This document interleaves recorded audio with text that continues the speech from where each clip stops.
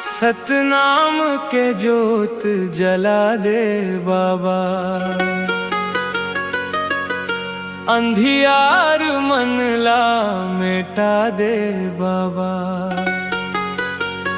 जैत खाम गवाही देथे, सत्य के रद्दा देखा दे बाबा।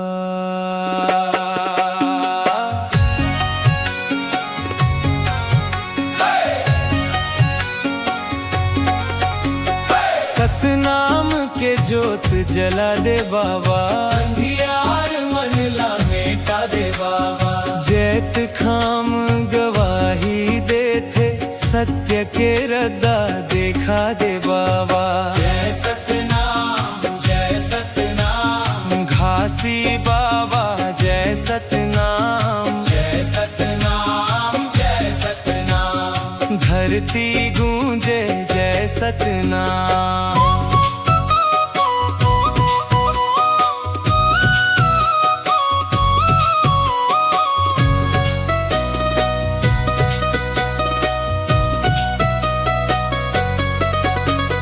गिरौद पूरी डोंगरी ले, फूटिस अमर उजियारा। दीन दुखी के बनीस सहारा, सत्य के खुल गे द्वारा। झूठ कपट सब भागे, प्रेम के बाजे नगाड़ा। सफेद ध्वजा लहराए, गूंजे सतनाम हमारा।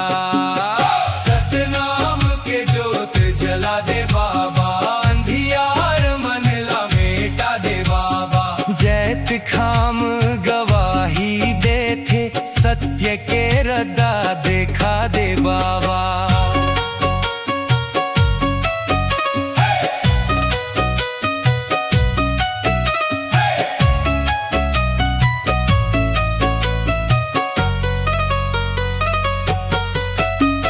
ना ऊंच नीच के भेद रहे, ना कोई छोटा बड़ा। सब लाए के नजर ले देखे, यही संदेश खरा। मानव सेवा धर्म बताइस, सत्य बने हथियार। घासी बाबा के वाणी गूंजे, जग होगे उजियार। सतनाम के जोत जला दे बाबा, अंधियार मन ला मेटा दे बाबा। जैत खाम गवाही देथे, सत्य के रद्दा देखा दे बाबा।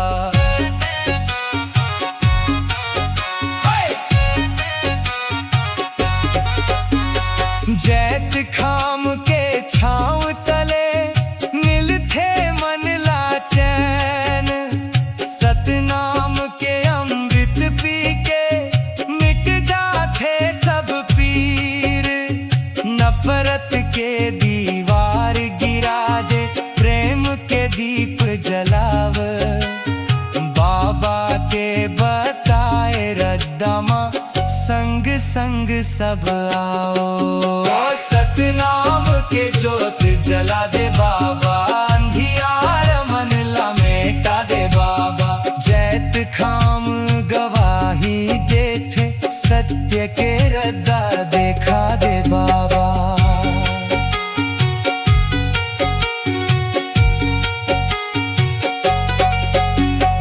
ढोल मंजीरा बाजे रे, पंथी नाचे गाँव गाँव।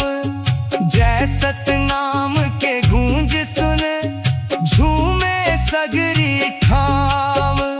सत्य अहिंसा प्रेम दया, यही बाबा के शान।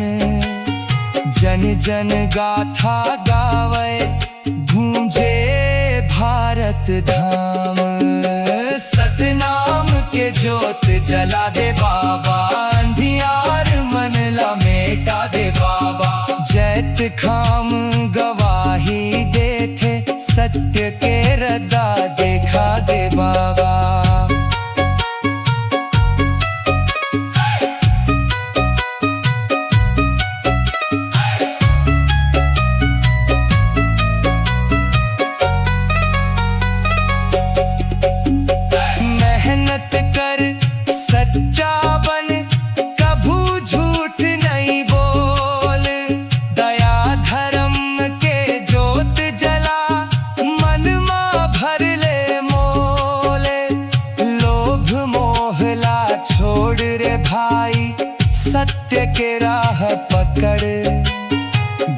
घासी बाबा संग रही बे, मिल ही सुख के घड़। सतनाम के जोत जला दे बाबा, अंधियार मनला मेटा दे बाबा। जैत खाम गवाही देथे, सत्य के रद्दा देखा दे बाबा।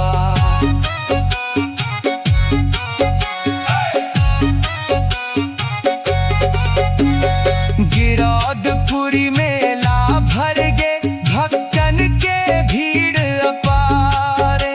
सफेद ध्वजा लहरावत, जय सतनाम पुकारे।